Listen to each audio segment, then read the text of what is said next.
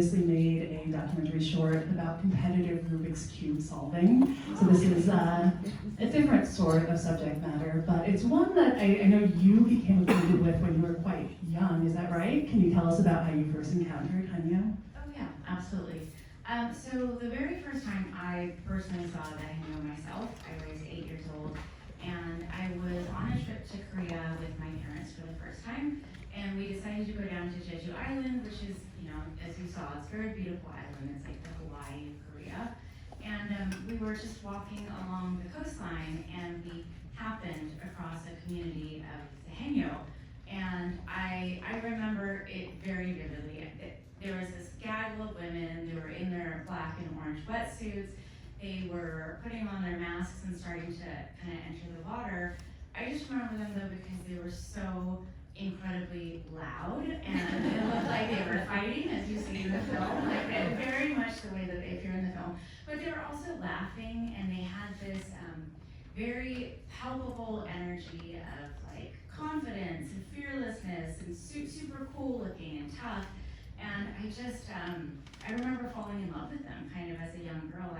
I hadn't quite seen Korean women appear in that way, and I was also kind of a very tomboyish young girl, so I really latched onto them as like a model of Korean womanhood. And I'm like, oh, I could aspire to that kind of Korean womanhood. I love that version of Korean womanhood. So I stayed fascinated with them as I grew up, and I read everything I possibly could get my hands on about them. And then I eventually started going back to Jeju as an adult to try and find them and to try and to talk to them. And it was on a trip to Jeju about 10 years ago. I went down there with my mom, and we found a community of women, of Hanyos that were in the water. And there was an 84-year-old woman that had come out of the water, so we tried to start talking to her. And I asked her where all the younger Hanyo were at, because all of the women that I could see that were in the ocean with her, they were all grandmas. And she was the one that just said very bluntly, this is it. We are the last generation of the Hanyo. And so that's really kind of the moment where I think I'd always been thinking about making a movie about the Hanyo, but at that moment, it really became something more like an urgent mandate to tell their story while they're still here, and while they could tell their own story in their own words. The Hanyo have been a kind of, I think, understandably irresistible subject for different novelists and filmmakers and TV producers over the years. And you can see this tendency to kind of see them as either like a symbol, like this melancholic sign of a changing, dying culture, or these like fables, like Korean mermaids, I think they have been labeled. What did you want to do differently? How did you want to approach these women? So I think in the media, a lot of the portrayals of the Hanyo up to now, they had always taken on this sort of, I thought it was an inaccurate narrative of who they are. There's a lot of news pieces about the Hanyo that kind of portray them as sad grandmas. We kept referring to it as a sad grandma narrative. They would sort of focus on how old they were and how long they've had to work to support themselves, and it kind of cast them in this sad, tragic light of, isn't it terrible that this 84-year-old woman has to die for 4 hours in the ocean in order to sustain her livelihood? But all the times that I went down to Jeju and I met with them and spoke with them, that was not at all the impression I got. They were always very proud of the work that they do, and they were very joyful in their work, and they loved being in the ocean, and they loved having this community and sisterhood. So when I first started approaching different Hanyo communities about making this film, that was something that they brought up repeatedly, of like, we don't want to be portrayed as sad grandmas, and we're not. I had one Hanyo woman tell me, we are not sad grandmas, we are fucking warriors. That's what she said. And so I kind of promised them that in the telling of their story, I would allow them to tell their own story, but I really made a promise to them that I would give them their agency and their power back. And so that was definitely a creative goal in the telling of the story, was to give them that strength and power back. Malala, this film also represents a first for you. It's the first under your new production company, and I believe the first as a producer for you. Can you tell us a little bit about your journey into making things for the screen and what you would like to do with films? Thank you so much to everyone here for coming to see Women. This is my first documentary as a producer, and I'm so thrilled that I get to be a part of this. I remember it was a few years ago when I had just launched the production company. We are partnering with Apple TV Plus, and I'm looking at a lot of these projects, and then I come across the story of Henyo, Sea Women, and I know we had a conversation with Sue, and I was just so amazed by the fact that the Henyo were out there, and so many of us did not know about it. I had never heard of the Henyo before. I was amazed that it was one of the few matriarchal societies in the world. These women are just capable of doing unimaginable things. I think we as women are told to doubt what our bodies and what our minds are capable of, and the Henyo are just proving to us that try it, test it, don't put limits to yourself. And in my head I could already picture it, and I wanted to see it on the screen, and immediately I said yes to Sue, and I said we have to work on this together. And I could not wait for it. I wanted to see it, and I'm so grateful that we have brought the stories of the Henyo to the screen. They own it. I met them at TIFF in Canada, and every time after the screening, I think two of them who joined there would just cry because they felt that they were able to tell it in their own voice, from their perspective, and that's the most important thing to me. And that's why I started this production company, because I believe we need to give an opportunity to women to reflect on the world as they see it, and to share stories from their perspective. And I want to bring unique perspectives of women. I feel inspired when I watch this documentary. Every time I'm like, what's your excuse, you know? so yeah, I'm so glad I could be part of this.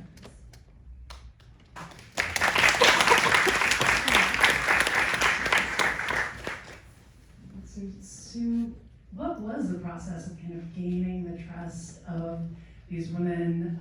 We can see how close their community is, and I think one of the great pleasures of this documentary is watching them interact without any sense that you're kind of like, they're being taped, watching them joke with each other and sing, and also getting the occasional fight. How did you go about kind of both with like getting access to their day-to-day, but also deciding whose story within that group you might follow? So making contact with the Henyo communities is quite difficult. They all live, it's not one big Henyo community on Jeju Island. They're all attached to fishing villages along the coastline, so there's like 30 plus different Henyo communities on the island. And they're all pretty rural, they're all very insular, so making true contact was a little bit difficult. Luckily, I worked with a team in South Korea, and there was a woman that was a researcher, and she had a background in the NGO world, and she was able to use some of her contacts from her nonprofit previous life to make contact with one Henyo community. And then once she kind of introduced herself and introduced the idea of this film, they kind of led her to another Henyo community. And so basically I spent a few weeks in Jeju meeting with 15 different Henyo communities just to kind of find out what was on their minds. If we made a film, what did they think would be the most vital subject matter that we cover? And also to kind of use that time to see who might be a good subject to follow as a main subject. And basically what happened was we followed 4 main Henyo subjects. Mostly because they each individually had a personal story or just a kind of personality that felt relevant to some of the themes in the film. So our subject, Jang Soon-jok, who is the Haenyeo that goes to the UN, we decided to follow her because she had such an ardent passion for conservationism, and she had done a lot of work at protests and to talk about what was happening to the degradation of the marine life and the ecosystem. So yeah, we really wanted to follow her because we knew that the Fukushima nuclear water issue was impending, and we had a feeling that she would be someone that would be very involved in fighting that. So we decided to follow her. And then you also saw our subject, Kang Ju-hwa, who is our Haenyeo that broke her foot and wasn't able to dive. Well, she ended up diving after 3 months, but she was not supposed to dive for like a year.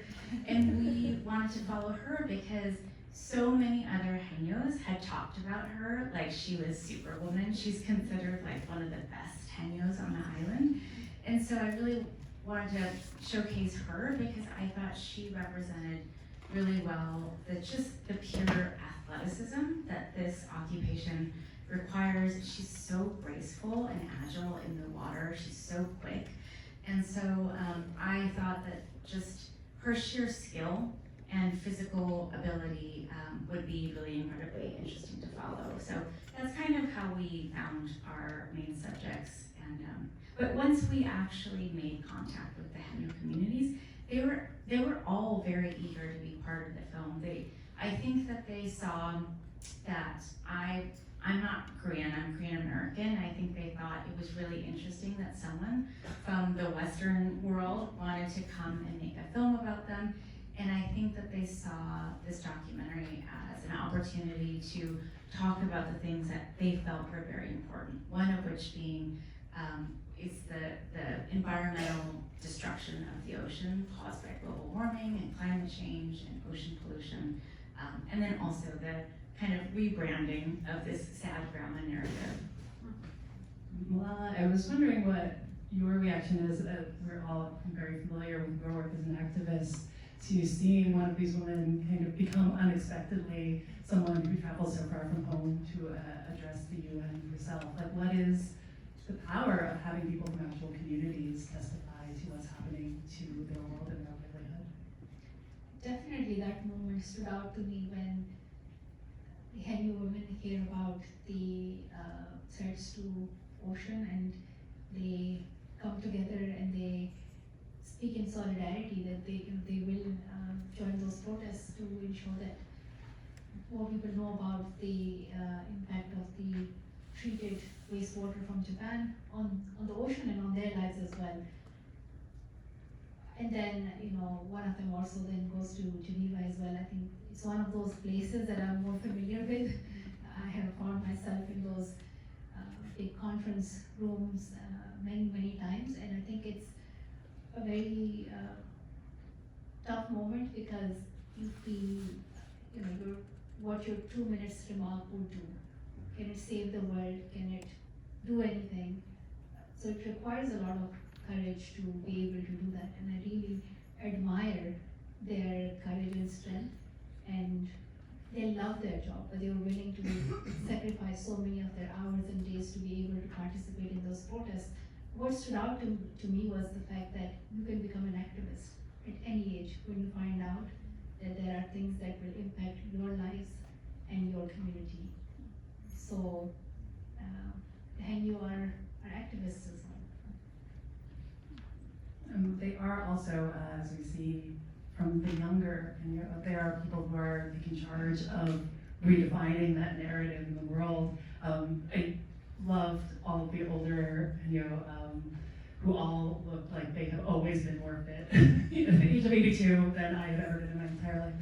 But I really was charmed by the two younger women. And how did you end up finding them and then seeing how they fit in with this older generation? Well, I had always hoped that we would be able to find some younger Haenyeo subjects, just because I didn't want to have this sort of hopeless note of like, oh, there's no more younger Haenyeo willing to carry on the tradition. but I couldn't find any. And then, of course, I just decided to look on social media to see maybe they're there. And that's actually where I found our two younger Haño subjects. And I love them for so many different reasons. They definitely brought a different energy to the film.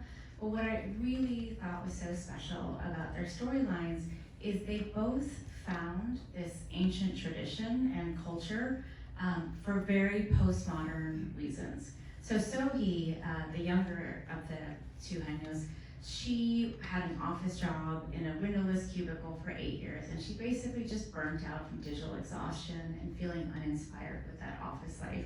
So then when she found out about the Haño culture and occupation, she really took to it because she's a very outdoorsy girl. It was putting her in nature, and she just, it gave her sort of a spiritual fulfillment, I think, that she couldn't find with email for 12 hours a day. So, you know, that's a very postmodern dilemma, but I loved that the solution for her was an ancient tradition and ancient culture. And then the same thing with Jungmin. She found the Haño culture because she wanted to find a job that gave her a flexible schedule as a working mom, which is such a postmodern dilemma, especially these days. And she made it work, and it's part of her life now is this integration of her work in the ocean and her ability to be there for her kids when she needs to be. So I thought it was just a very beautiful solution to the dilemma of like, how do you preserve traditions but still embrace the modern world that we live in? The film has some really beautiful underwater footage, just incredible shots of these women at work that make you appreciate just like the time in the ocean and the communing with the ocean, but also like how difficult it is. Can you tell us a bit about how you captured that footage? I'm laughing because I have been asked so many times if I was underwater, and I've never gone underwater. I'm not a very strong swimmer. I thought about maybe getting my scuba certified, but I am also a little bit claustrophobic. So luckily, we found this incredible underwater cinematographer named Justin Turkowski, and it was great. We hit it off creatively right away, and I basically just sat on the boat while he went underwater, did all the hard work, came back up, and then we look at playback. So that was sort of my solution to not actually having to learn how to free dive. But I think he did such a beautiful job in capturing their physical ability underwater and what they do and how hard it is, but also they kind of make it look very easy. And it's funny because the Haño were very skeptical of him when he first joined the team, because our whole film crew was Asian women, so they were very comfortable with us. And then on our underwater shoots, here comes this 6'3" Caucasian guy that they've never met before, and you could just see in their body language, they're like, who's this guy, you know? But then the minute we went down into the water, he's a free diver, and he can hold his breath for like 3 minutes. So he would go down, set the cameras up, then they'd dive, and then they'd come up, and then he'd emerge. So he had to be underwater for quite a long time, more than they were. And they saw him holding his breath and holding his own down there. They instantly took to him, and they started calling him Hennam. So Haño means sea woman, Hennam means sea man. And it was basically like, you're one of us now. It was really endearing to see. We get a sense in the film that change does happen in even this culture. Wetsuits were introduced, I think it said recently, just 40 years ago. And one of the women mentions that maybe the next generation will use, oxygen underwater, even though so much of how they define being a Haño is by your own breath. How flexible is this kind of definition of this very established world? I don't think that anyone that is serious about taking on the Haño tradition and culture, I don't think they'll ever actually dive with oxygen tanks. It's just very much against the nature of what it means to be a Haño, but also there's a very practical purpose for the Haño to dive with using only their breath, which is that it prevents them from over-harvesting. And everything that they do is in harmony with nature and with the marine life of the ocean. So I think if it ever got to the point where like maybe the younger generation decided to take on oxygen tanks, it would change the landscape of the underwater ecosystem. And the whole point of the culture of Haños is that they live in harmony with the ocean and they take care of the ocean. So I don't foresee that happening. I hope it won't actually, because yeah, I think it would have a very significant detrimental effect on the ocean.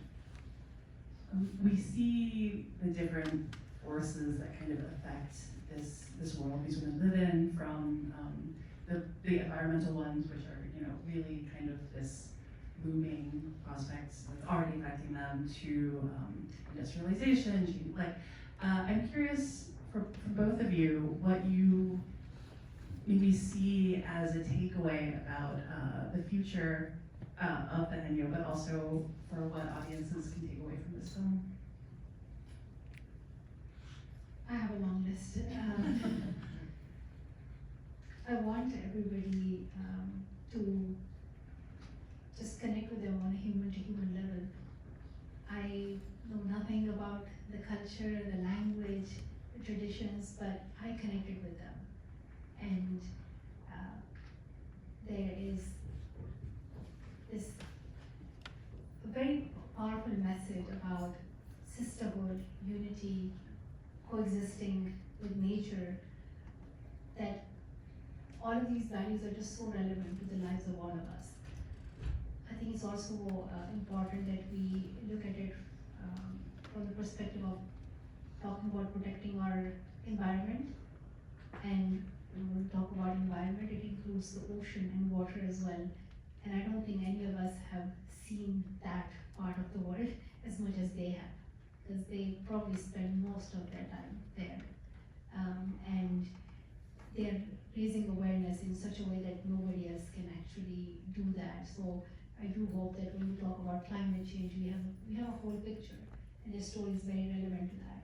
And I think just sharing it with as many people as you can, talking about it, like, you know, just ask somebody, like, do you know what the Haño? Do you know that there's a matriarchal society in the world, one of the very few that has really good values, by the way. You know, maybe we can get inspired by that. And also I think this documentary in itself is a bit matriarchal, that it's made by, you know, majority female team. It has a female director, producer, so really thrilled to sort of live that part of it as well.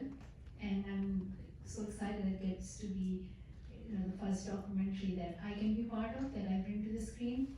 It's very unique, very powerful, even though I think there's something Sue and I share, like we both can't swim, you know, properly, or are not like big fans of water, but I'm so glad that I can see it from the lens of Haño. I think my first initial objective with making this film was just to document the Haño culture while we still have, and to also kind of bring a global awareness about this very special community, and, you know, to kind of give them their flowers, essentially, was the first goal. But I also, throughout the course of filming, especially seeing their activism, when they're confronted with the issue of the Fukushima treated radioactive water, in that storyline, I really hoped to kind of show audiences the real human cost of environmental damage and destruction, especially from sort of reckless and irresponsible decisions made by governments all over the world. Because it's not just Japan doing this, there's many countries that are also releasing radioactive wastewater into the ocean.